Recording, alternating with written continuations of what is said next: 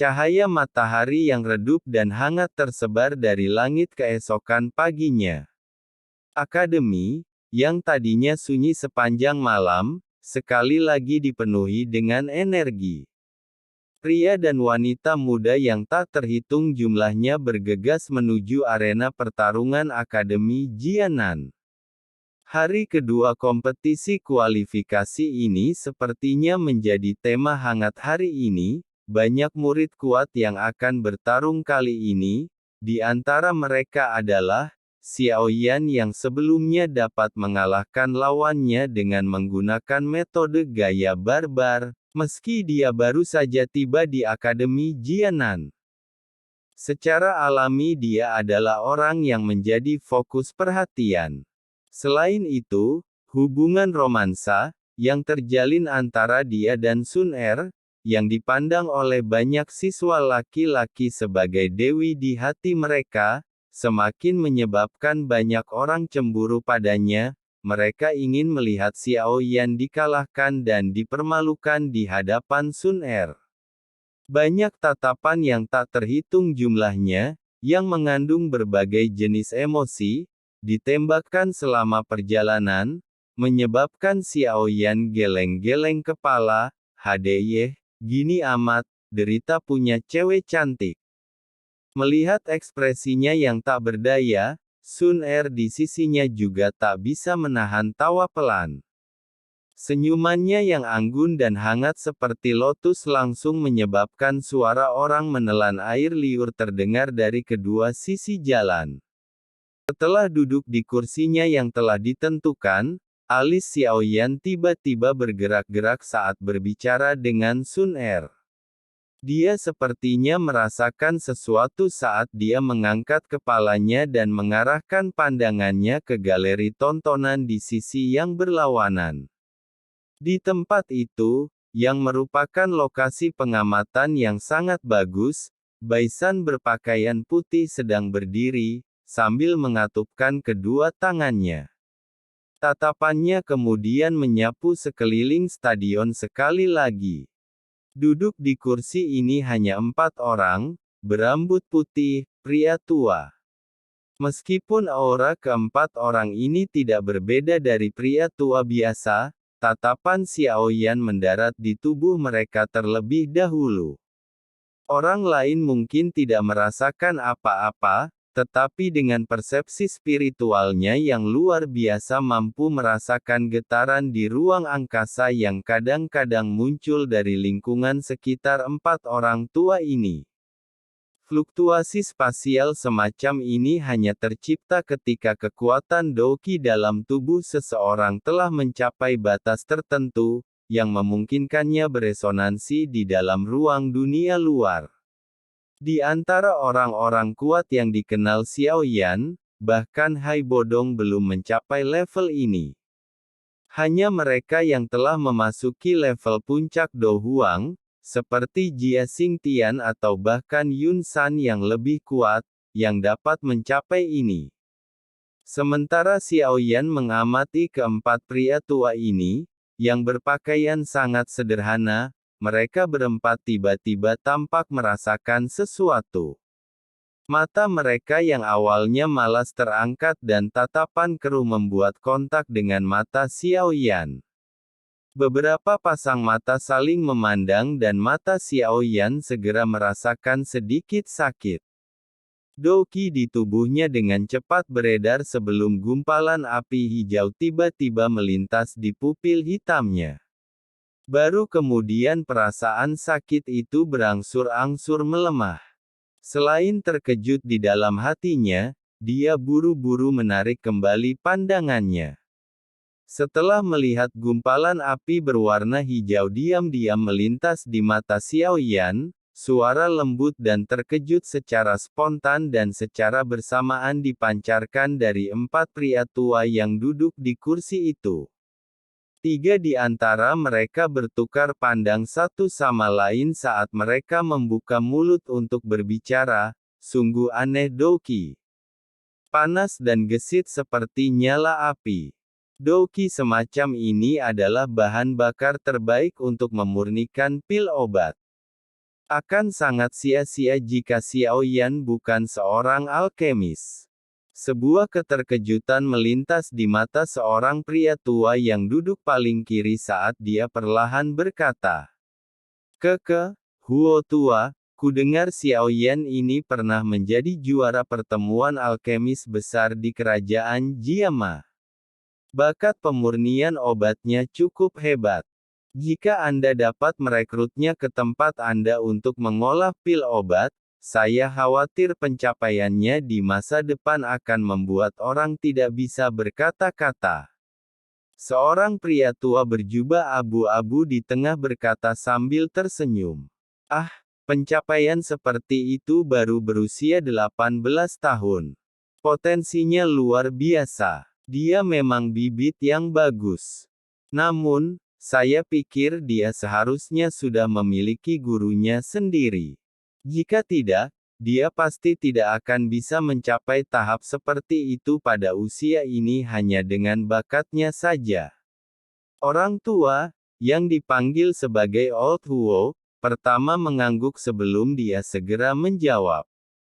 Tidak ada konflik meski dia sudah punya guru. Tidak banyak konflik antara akademi dan guru swasta. Selain itu, Departemen Alkemis Akademi Jianan telah didirikan selama bertahun-tahun. Jika dia bisa masuk dan berlatih, ada banyak keuntungan baginya. Lagi pula, tidak peduli seberapa luas pengetahuan gurunya, akan sulit untuk membandingkannya dengan warisan bertahun-tahun yang dimiliki Departemen Alkemismu, kan? Orang tua berjubah abu-abu itu berkata sambil tersenyum. Selain itu, Departemen Alkemis independen dari akademi luar dan dalam dan tidak memiliki banyak konflik dengan mereka. Jika Xiao Yan ini tertarik untuk datang ke Departemen Alkemis, saya tidak akan keberatan memiliki siswa berprestasi lagi. Di antara mereka berempat, 3 orang, mulai dari kiri, adalah wakil kepala sekolah dari akademi luar dan 2 tetua yang memiliki prestise yang cukup besar di akademi. Mereka memiliki otoritas yang sangat besar untuk berbicara di akademi luar. Selain itu, kekuatan mereka berada di sekitar level puncak Do Huang. Ketika dia melihat tatapan Xiao Yan, instruktur Ruo Ling, yang berdiri di sampingnya, menjelaskan dengan lembut, orang tua yang pendiam, yang tidak banyak bicara di paling kanan, adalah kepala departemen dari Departemen Alkemis. Dia mengelola sekelompok besar alkemis di bawahnya. Karena seorang alkemis memiliki posisi khusus di benua itu, Departemen Alkemis tidak bergantung pada akademi dalam dan luar. Tidak ada orang yang bisa mengganggu urusan mereka. Bahkan wakil kepala sekolah tidak bisa melakukannya. Departemen Alkemis. Hati Xiao Yan tergerak saat mendengar nama ini. Yang disebut Departemen Alkemis ini kemungkinan merupakan eksistensi yang mirip dengan asosiasi alkemis di kerajaan Jiama. Distribusi faksi di akademi luar cukup berantakan. Meskipun saya tahu bahwa kekuatan yang Anda sembunyikan sangat kuat, Anda harus berhati-hati terhadap 2 faksi. Salah satunya adalah unit penegakan hukum. Ada banyak orang kuat sebanyak awan di dalam unit. Selain itu, posisi unit mereka menyebabkan mereka hampir memiliki kewenangan untuk melakukan penangkapan tanpa izin. Cukup merepotkan untuk menyinggung perasaan mereka. Pertarungan berdarah antara Akademi Jianan dan daerah sudut hitam, menyebabkan terjadinya tragedi pohon roh kematian, yang membuat orang merinding. Semuanya adalah taktik mereka, pihak lain adalah Departemen Alkemis. Tidak peduli apapun yang terjadi, seorang alkemis, dimanapun dia berada, akan dapat menikmati posisi yang sangat spesial. Instruktur Ruo Ling menghela nafas. Ada sedikit rasa iri dalam suaranya. Ah, Xiaoyan mengangguk sedikit saat dia dengan kuat mengingat kedua faksi di akademi ini di dalam hatinya. Selain itu, saya mungkin telah mengatakan kemarin bahwa Anda hanya perlu masuk 50 besar di kualifikasi akademi dalam, tetapi saya pikir dengan kekuatan Anda yang sebenarnya, Anda mungkin mencoba untuk masuk ke 5 besar. Instruktur Ruoling tersenyum saat dia melihat di Xiaoyan. Dia tidak menyembunyikan fakta bahwa dia tidak sengaja mendengar beberapa hal tadi malam. Bukankah semuanya sama? Xiaoyan tersenyum saat menjawab. Itu tidak sama. Jika Anda dapat masuk 5 besar dalam kompetisi kualifikasi, Anda akan memiliki kualifikasi untuk masuk ke aula koleksi buku akademi. Sun Er melanjutkan dengan senyuman sebagai gantinya. Ruang koleksi buku. Apakah hal-hal di dalamnya sangat menarik? Xiaoyan terkejut saat dia bertanya. Saya hanya dapat mengatakan bahwa lebih dari setengah orang yang berpartisipasi dalam kompetisi kualifikasi datang dengan niat untuk memasuki aula koleksi buku. Di dalamnya termasuk Sun Er, Bai San dan yang lainnya. Sun Er menghembuskan napas pelan di sisi Xiaoyan. Sikapnya yang tersenyum, hangat dan lembut menyebabkan tatapan sekitarnya, yang menatap Xiaoyan, tiba-tiba menjadi jauh lebih panas. Aula koleksi buku adalah tempat terlarang di akademi luar Akademi Jianan. Pertahanannya sangat ketat.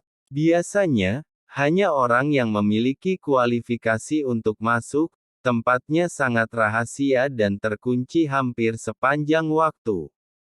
Hanya setiap tahun setelah kompetisi kualifikasi selesai, akankah sekali lagi dibuka untuk jangka waktu terbatas. Sun Er berkata dengan lembut, jika seseorang beruntung, seseorang akan mendapatkan manfaat yang sulit dibayangkan dari dalamnya. Oh, Xiaoyan mengangkat alisnya. Dengan latar belakang Sun Er, dia masih memiliki opini yang tinggi tentang Book Collection Hall yang misterius. Dalam hal ini, hal-hal di dalamnya seharusnya tidak mengecewakannya.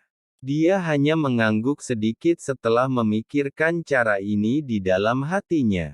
Ada juga kegembiraan di dalam hatinya saat dia berkata sambil tersenyum, karena memang seperti ini, maka mari kita lakukan yang terbaik. Namun, saya akan mengatakan ini sebelumnya. Jangan terlalu berharap padaku. Lagi pula, ada cukup banyak orang kuat di Akademi Jianan. Seharusnya tidak ada banyak masalah dengan kekuatanmu. Hanya ada 5 orang yang perlu Anda perhatikan selama kompetisi kualifikasi. Kata instruktur Ruoling sambil tertawa. Ada keajaiban dalam tawanya. Yang pertama adalah penyihir kecil itu. Bakat pelatihannya tidak lebih lemah dari Anda. Apalagi, dia telah mengikuti di samping orang yang kuat seperti wakil kepala sekolah selama bertahun-tahun. Dengan terpapar pada lingkungannya, pengetahuannya jauh melebihi orang-orang pada kelompok usia yang sama dengannya.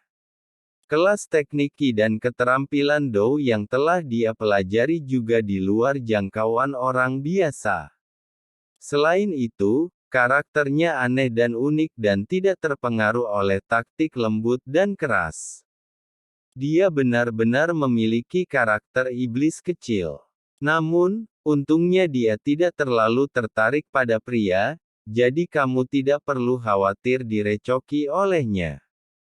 Tentu saja, dengan hubunganmu dengan Sun Er, dia mungkin akan melampiaskan amarahnya padamu.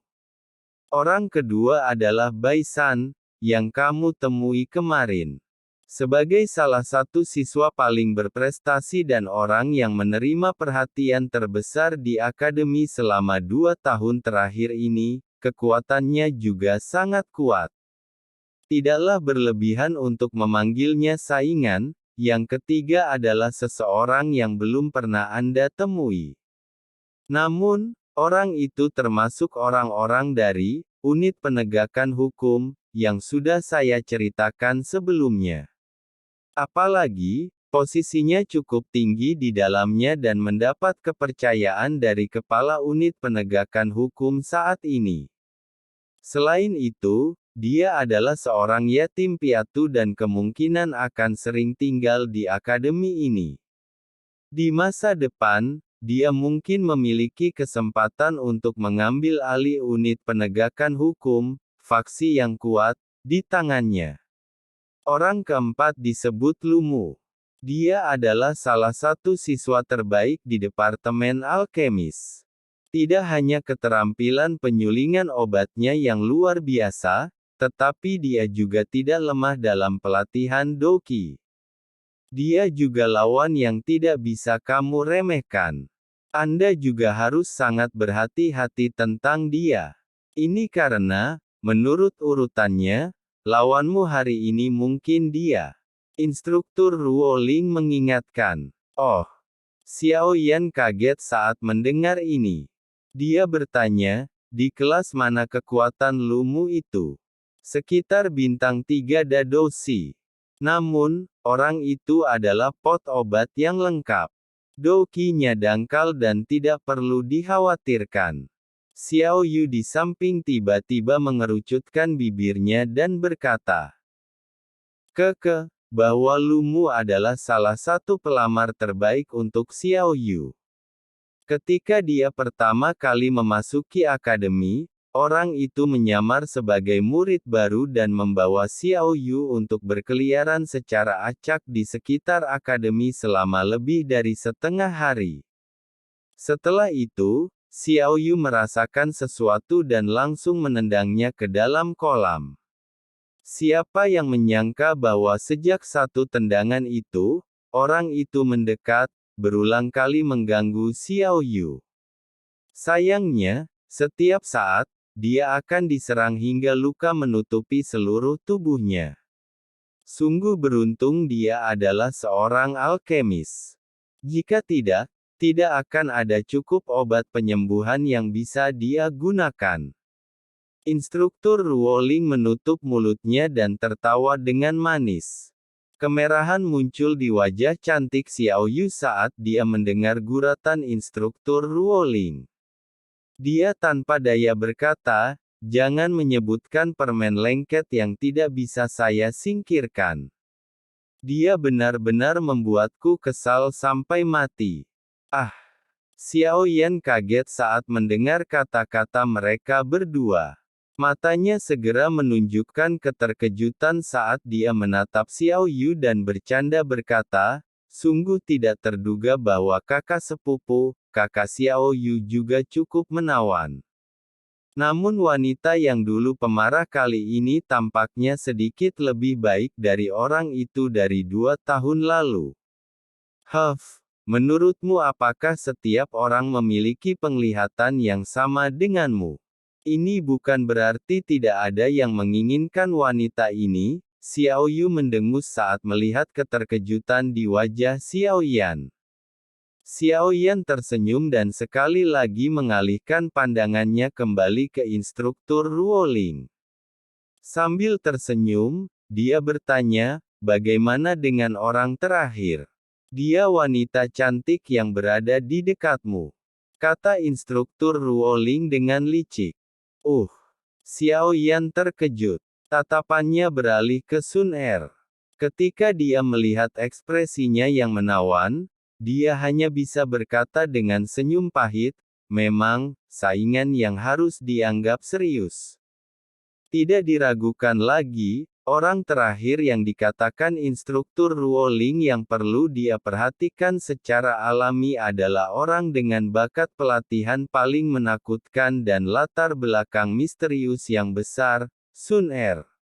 Selama beberapa dari mereka tertawa pelan, galeri tontonan di sekitar stadion sekali lagi dipenuhi oleh siswa. Suara bising langsung menembus awan. Hari kedua kompetisi kualifikasi akademi dalam akhirnya akan segera dimulai.